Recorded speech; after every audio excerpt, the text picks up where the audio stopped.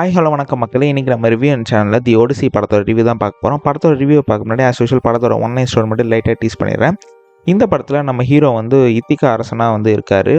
Trojan வார்க்காக அவரோட wife அவரோட கிங்டத்தையே வந்துட்டு விட்டுட்டு போகிறாரு. ட்ரோஜன் வாரை ஜெயிச்சதுக்கப்புறம் அவரோட ஜேர்னியில் வந்துட்டு நிறைய சூழ்நிலைகள்னால நிறைய சம்பவங்கள் நடக்குது. இதனால் அவர் வந்துட்டு அவரோட ஒய்ஃபு அவரோட கிங்டம் போக முடியாத மாதிரி ஆயிடுது. ஸோ இதெல்லாம் வந்துட்டு என்னென்ன ஆச்சு, அந்த நடுவில் வந்த சம்பவங்கள் எதுக்காக ஆச்சு, ஏன் நடக்குது அப்படின்றது தான் இந்த படத்தோட மீதி கதை அப்படின்னு சொல்லலாம்.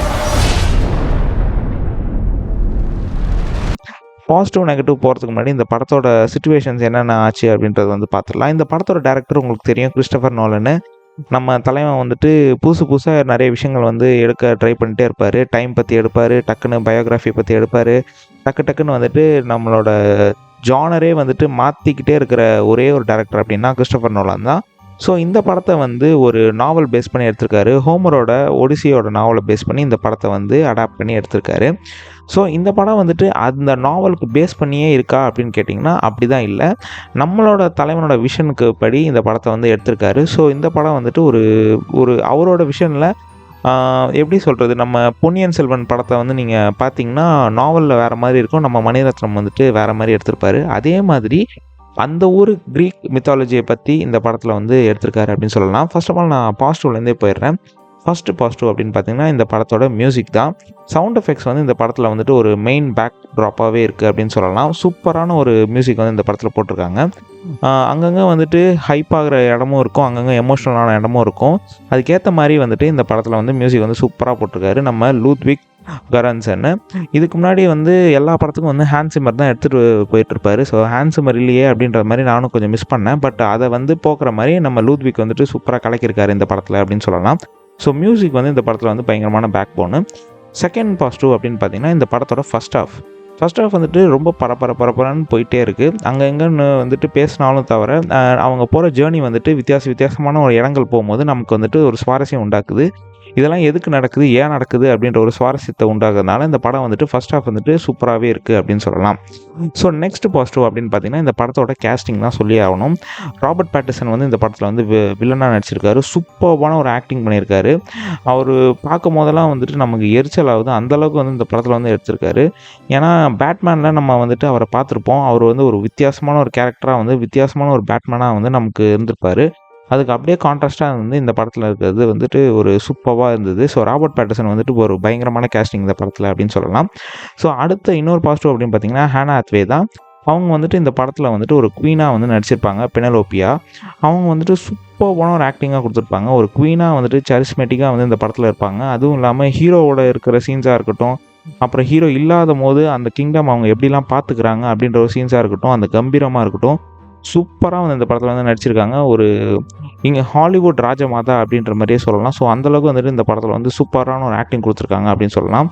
நெக்ஸ்ட் பாசிட்டிவ் அப்சல்யூட்லி மேட் டேமன் தான். அந்த படத்தில் வந்து ஒடிசிஎஸ்ஆர் நடிச்சிருக்காரு. சூப்பரான ஒரு ஆக்டிங் புல் ஆஃப் பண்ணியிருக்காரு. கம்பீரமாக இல்லாமல் ஒரு மாதிரி மெச்சூர்டு கிங்காக அந்த படத்தில் வந்து நடிச்சிருப்பார். எல்லா இடத்துலையும் காமாக இருக்கணும், அப்புறம் வந்துட்டு நிறைய யோசிக்கணும் அப்படின்ற மாதிரி ஒரு நமக்கு இன்னொரு டைமென்ஷனலான ஒரு கிங்கை வந்து இந்த படத்தில் வந்து காமிச்சிருக்காங்க. ஸோ மேட் டேமன் வந்து இந்த படத்தில் வந்து பிரித்து மேய்ஞ்சிருக்காரு. ஸோ இதெல்லாம் தான் இந்த படத்தோட பாசிட்டிவ். அதுக்கப்புறம் இந்த படத்தோட இந்த ஜேர்னியே வந்துட்டு உங்களுக்கு வித்தியாசமாக இருக்கும். அடுத்தடுத்து என்ன நடக்கும் அப்படின்ற ஒரு பரபரப்பு உண்டாக்குறதுனால இந்த படம் வந்துட்டு உங்களுக்கு ரொம்பவே பிடிக்கும் அப்படின்னு சொல்லலாம். இந்த படத்தோட விஷுவல்ஸ் பற்றி சொல்லி ஆகணும், சினிமாட்டோகிராஃபியை பற்றி சொல்லி ஆகணும். சூப்பராக வந்து எடுத்திருக்காங்க. ஐமேக்ஸ் கேமராஸில் வந்து இந்த படத்தை வந்து எடுத்திருக்காங்க. அதுவே வந்துட்டு ஒரு மிகப்பெரிய பாசிட்டிவ். ஸோ ஐமேக்ஸ் கேமராவில் எடுக்கும்போது அது வந்து ப்ராக்டிக்கலாக வந்து இந்த படத்தில் வந்து நிறைய விஷயங்கள் வந்து புல் ஆஃப் பண்ணியிருக்காங்க. இந்த படத்தில் வந்து நிறைய வந்துட்டு மிருகங்கள், மான்ஸ்டர்ஸ்ன்ற மாதிரி யூஸ் பண்ணியிருக்காங்க. அது எல்லாமே வந்துட்டு விஎஃப்எக்ஸே இல்லாமல் ஒரிஜினலாக வந்து பப்பட் வச்சு யூஸ் பண்ணியிருக்காங்க. அதுவே இந்த படத்தோட மிகப்பெரிய பாசிட்டிவ் அப்படின்னு சொல்லலாம். நிறைய இடத்துல வந்துட்டு ஹாரர் எலிமெண்ட்ஸ் வந்து நல்லா தெளிச்சு விட்ருக்காரு நம்ம கிறிஸ்டோபர் நோலன்னு. அடுத்த படம் வந்துட்டு ஏதாவது ஹாரராக ட்ரை பண்ணார்னா நோலன் வந்து பிரித்து மேய்ஞ்சிருவான்றது வந்து இந்த படத்தை வந்து ஒரு முன்னேற்றமாக சொல்லலாம். ஸோ இதெல்லாம் தான் இந்த படத்தோட பாசிட்டிவ் அப்படின்னு சொல்லலாம்.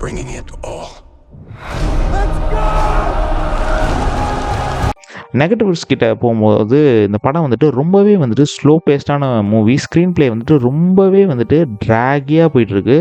அதுவும் இல்லாமல் கான்வர்சேஷன் வந்து நிறைய வச்சுட்டு இருக்காங்க. ஃபைட் பண்ணால் கூட அங்கே வந்துட்டு பேசிக்கிட்டே இருக்கிறாங்க. இதனால் நான் இப்படி அடித்தேன், அதனால் நான் அப்படி அடித்தேன் அப்படின்ற மாதிரி ஸோ பேச்சு வந்துட்டு ரொம்ப அதிகமாக இந்த படத்தில் வந்து இருக்குது.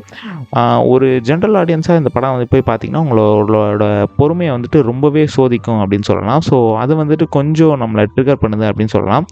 அதுக்கப்புறம் இந்த படத்தை வந்துட்டு நீங்கள் லீனியராகவே பார்த்தாலே உங்களுக்கு புரியும். அங்கங்கன்னு வந்துட்டு மிஸ் பண்ணால் கூட உங்களுக்கு வந்து இந்த படம் வந்து புரியும். நார்மலாக கிறிஸ்டோபர் நோலன் படம்னா வந்துட்டு ஒரு சீன் பார்த்தா இன்னொரு சீன் பார்க்காம இருந்தால் நமக்கு வந்து புரியாமல் போகும். பட் இந்த படம் வந்துட்டு ரொம்ப லீனியராகவே ஈஸியாக உங்களுக்கு வந்து புரிகிற மாதிரியே இருக்குது. ரொம்ப ரிசர்ச்லாம் பண்ணவே தேவையில்ல.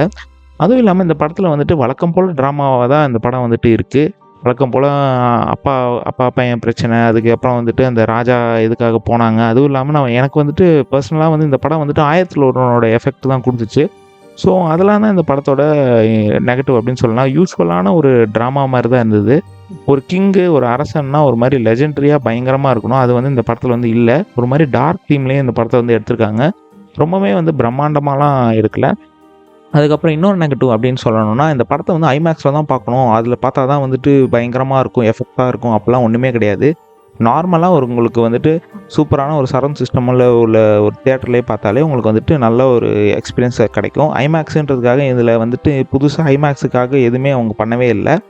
ஒரு நார்மலான ஒரு படத்தை வந்துட்டு ஒரு சவுண்ட் எஃபெக்ட்ஸோடு நல்லா பார்த்தீங்கன்னா கண்டிப்பாக பார்க்கலாம். ஐமேக்ஸில் 500 ரூபா கொடுத்து நீங்கள் பார்க்கணுன்னு அவசியமே கிடையாது. ஸோ இந்த படம் வந்துட்டு கிறிஸ்டோபர் நோலனோட கொஞ்சம் ஒரு வீக்கான ஒரு மூவி அப்படின்னு சொல்லலாம். ஓப்பன்ஹைமர் வந்துட்டு என்ன ஒரு கருத்துக்கு சொல்ல வந்தாங்களோ அதே தான் இந்த படத்துலையும் வந்துட்டு ஒரு கிங்காக அவர் என்னென்ன கோத்ரூ பண்ணுறாரு அப்படின்ற மாதிரி ஒரு எமோஷ்னல் ரைடாக அந்த படம் இருக்குது. ஸோ ரொம்ப ஹைப் ஆகாமல் நோலனோட படங்கள் பிடிச்சி ரொம்ப உங்களோட பொறுமையெல்லாம் சோதிக்கிற அளவுக்கு இருக்கும் இந்த படம். பொறுமையாக பார்க்கணுன்னா இந்த படத்தை நீங்கள் பார்க்கலாம். பட் கண்டிப்பாக வந்துட்டு ஒர்த் வாட்சபிள் தான். ஒரு ஒன் டைம் எக்ஸ்பீரியன்ஸு. கண்டிப்பாக அந்த படத்தை வந்து தியேட்டரில் போய் பாருங்கள். ஸோ நான் கிறிஸ்டோபர் நோலன் படத்துக்கு ரேட்டிங்ஸ் கொடுக்கக்கூடாது, தப்பு தான். இருந்தாலும் என்னோட பார்வையில் இந்த படத்துக்கு வந்து நான் வந்து 5க்கு ஒரு 3.5 ஸ்டார்ஸ் தருவேன். ஸோ கண்டிப்பாக ஒரு கிறிஸ்டோபர் நோலன் படத்தை வந்து தியேட்டரில் போய் வாட்ச் பண்ணுங்கள். ஸோ இன்னொரு சந்திக்கிற வரைக்கும் ஹேவ் ஃபன் கைஸ்.